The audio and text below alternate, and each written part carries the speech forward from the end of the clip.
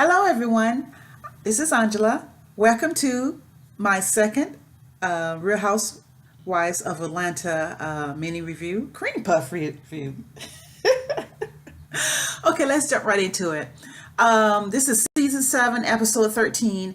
It starts off with Kenya meeting up with Roger Bob about her new playwright. And it goes something like her playwright is about 3 main characters, 3 sisters or something. One is a transgender pole dancer, the other one is a notary, and the third one is doesn't know the difference between a real train and an underground railroad train. So that's pretty much shade being thrown left and right at her cast members. And then Roger Bob is just sitting up there and listening to all this. He has really good patience, because I would have would say, Kenya, what are you talking about? And Kenya and his relationship kind of tells me that, they've had a past relationship. Something probably intimate went on between them. And because she just smiles and twirls her eyes and bats her eyelashes at him and giggly and everything. But he straight out tells her no, that he's not going to be involved in her playwright. And she's like, what? And the look on her face tells me, wait a minute, you owe me something. You owe me one, Roger Bob. So he's saying that he's going to be involved in it, but not extensively as she wants him to be. And I can understand that, because reading from the playwright that she has didn't make any sense to me. It's really childish. And if she wants to be serious about her business, which is, more media is what it's called, she needs to get more serious.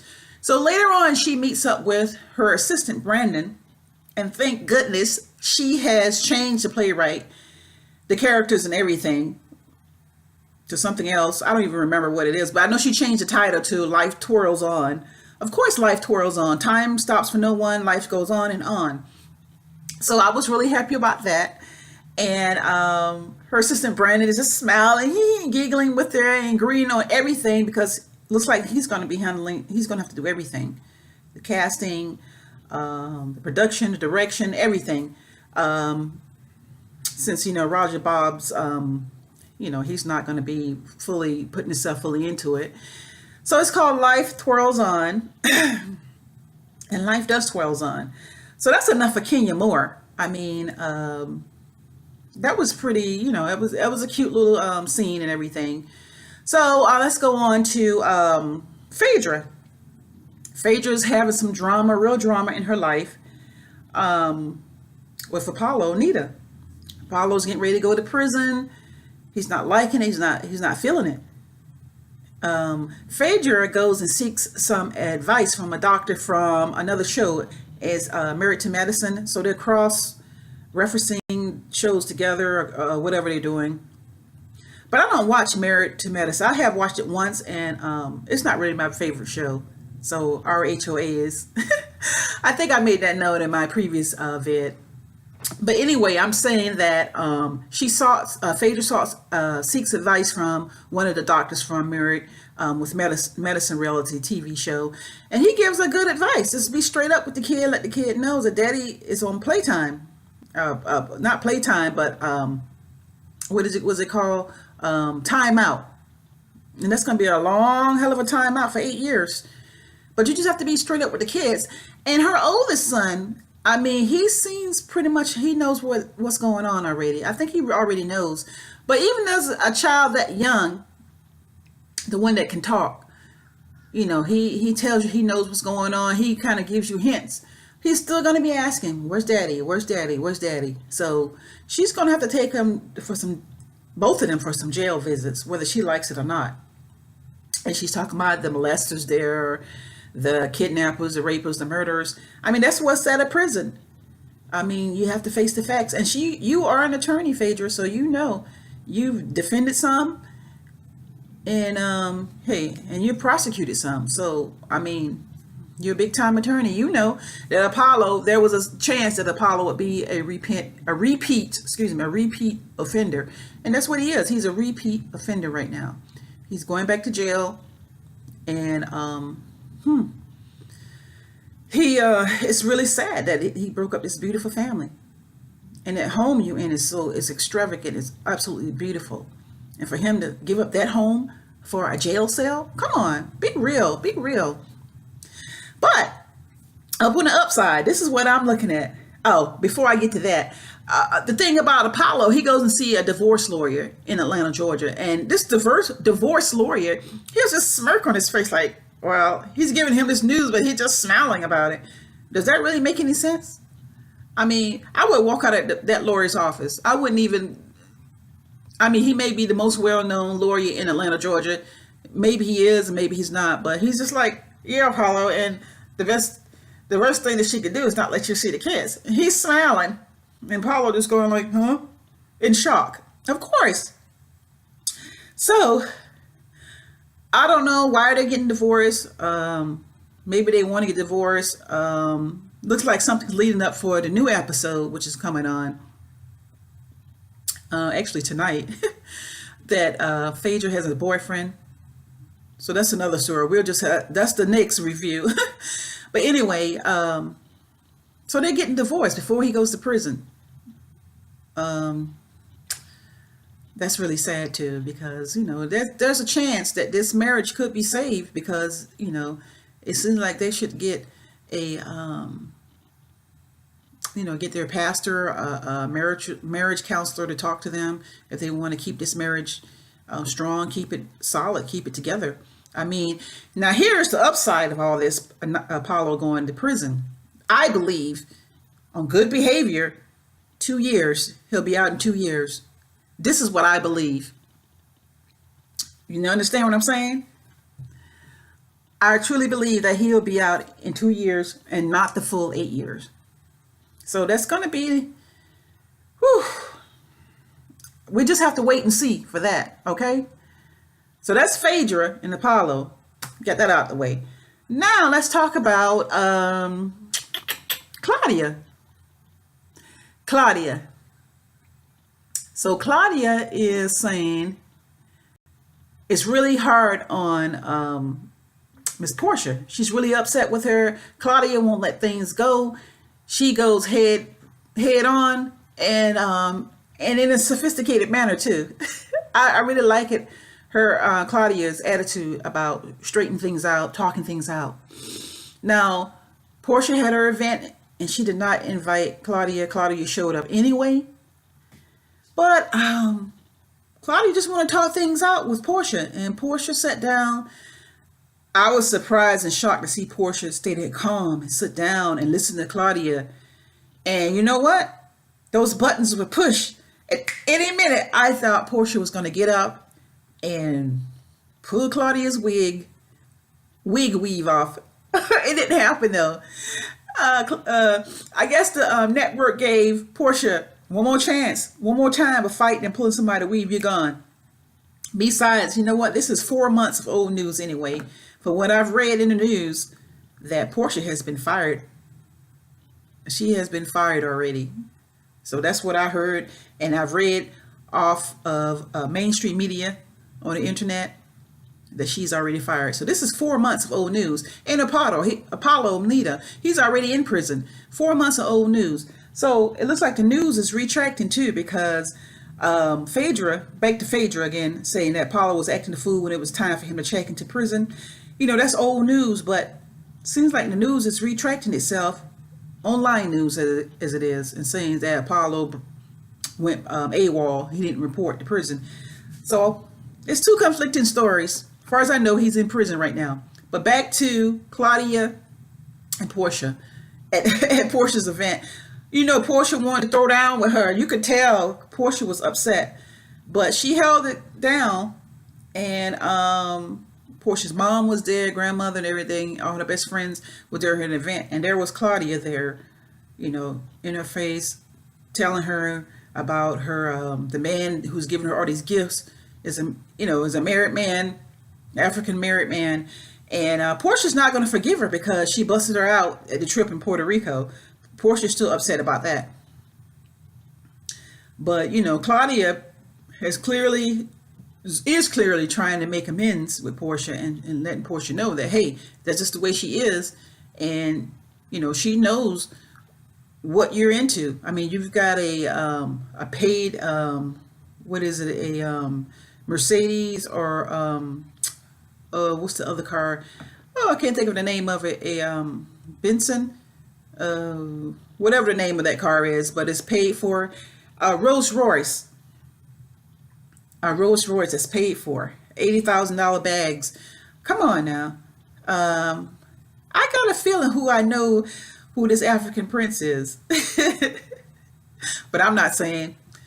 Anyway, so that's what Claudia, is discussing with Porsha at her event. Is upsetting Porsha a great deal. Porsha ends up getting up, walking off, and say, she's through with it. And Claudia's going like, no, I know what's up. I know what's up. But Claudia and Porsha is about the two are the same. I can't see why they can't be best friends because they're like twins. Okay. So later on, Porsha meets up with prior to that scene, Porsha had met up with Nene Leakes at a restaurant. And they were just going off. They were just talking about Claudia not having the car. She's payables and bamming it. And she has no money. She has no food to eat. Nene just dug right in. And so did Porsha. And Portia's talking about Cynthia. Cynthia, her husband's using her for her money and all kinds of stuff. And they're just backstabbing each other, talking, crazy stuff, And Nene, I don't know. Nene has always got something to say about everybody. And everything is not hunky-dory with her and Greg. That's their personal life though. But listen, the show is a reality show, so she's hiding a lot from the reality show. So there are some things going on with her and Greg too. Like, well, for one thing, her oldest son is in a lot of trouble right now. He's all over the news, so she needs to get that rectified and get that cleared up. And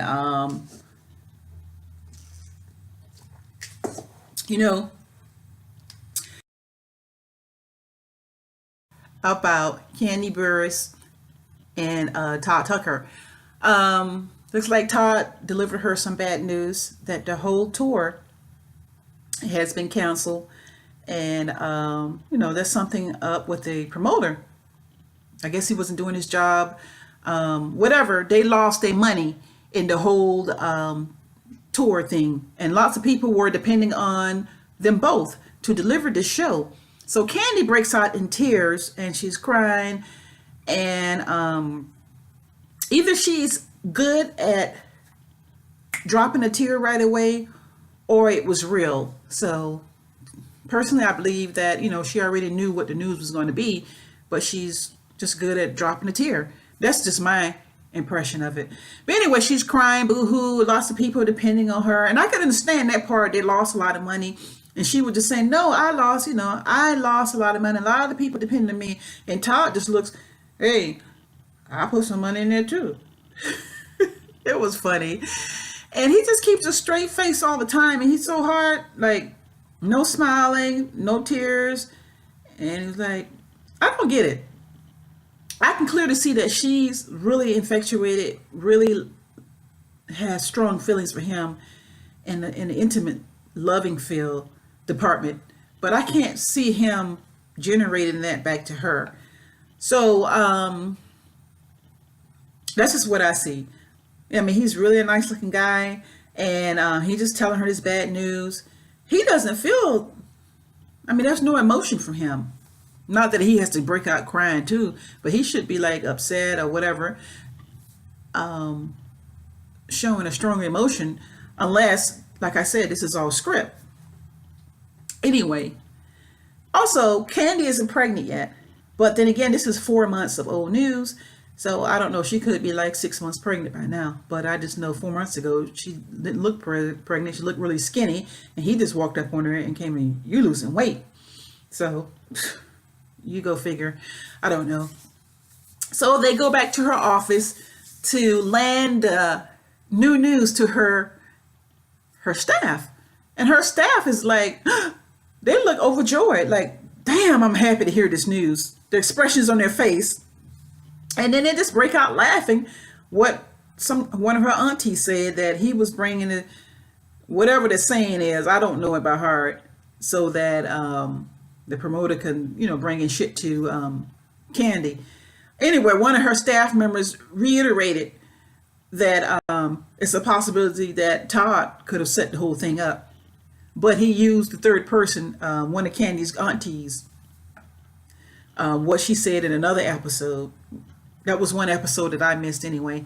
And they're just laughing and giggling and jumping out of their seat, falling out of their seat, laughing. It's just crazy. And Candy's just looking like, what? And Todd is looking like the normal straight face that he has. And they're not, well, Candy's not saying anything, but if that's your staff and you depend on them, girl, wake up. Wake up. Oh my gosh. Wake up. It's a possibility they could have had something done with it, something to do with it, the tour, the whole tour being canceled. And that's just my criminal justice mind. See, I'm a criminal justice major. I'm always looking for researching and looking for the evidence, okay, and putting pieces together. All right, okay. Episode 13 was really boring. It was really a boring show. Because Demetria, I didn't even see her. She was like a ghost. She was missing in action. Cynthia, I don't even remember seeing Cynthia. What was she talking about? Oh, when it first came on, Cynthia was talking to her husband, Peter, about Phaedra cheating with someone named Hot Chocolate, Black Chocolate, whatever. Phaedra was cheating. So, it looks like they're running out of script to me. But anyway, this was a very boring episode, and we're pretty much looking at 4 months of old news. Because, like I said, Apollo Nita is in prison. Porsha is fired from the network, from Bravo TV network. What else? Claudia took Derek J, the hairstylist, the man that wears all the pumps and the bumps, into her apartment. She really doesn't have any furniture, but I'm sure she'll be getting that soon and everything. But she took him straight to the bedroom, to style it, and went into the bathroom to style her hair. She has nice hair, but he's making her more glamorous. Gave her a darker wig. It looked really nice. I loved her wig. And then she has him in her bedroom, and they're talking. She's talking about Porsha and everything. I don't even want to get into that because this seems kind of weird to me. Have a gay man in your bedroom, and he is not really. Ugh. I wouldn't never let him style my hair because he doesn't have any hair. He's the hairstylist of the Real Housewives of Atlanta, and he looks like, ugh. He needs to have a wig or something on his hair, a toupee or something. But anyway, I didn't want to get into that. Why she had him in her room, he's in her bed talking to her, and she's blah, blah, blah, and talking about Porsha and everything. No, she just needs to get herself together. She needs to get herself a financier to get her stuff together, just like any other woman, single woman. It's like I need to do the same thing. She needs to do the same thing. So all single women needs to get someone to a financier like everybody else has on that show. Hopefully she'll get married soon. Okay. So what else? Basically, like I said, we're watching 4 months of old news, and it was really boring to me on this episode 13, season 7, episode 13. It was really boring, and I can't wait to see what episode 14 is going to be about. I guess it's going to be about Phaedra cheating somebody named Hot Chocolate, and just because their code name is Hot Chocolate, they could be very well be a hot vanilla white chocolate. Think about it. But anyway, this is my mini review of the Real Housewives of Atlanta, season 7, episode 13. Like I said, it was kind of drawn out episode, boring, and this is it. I hope you enjoy. Make some comments to me and subscribe. Thank you.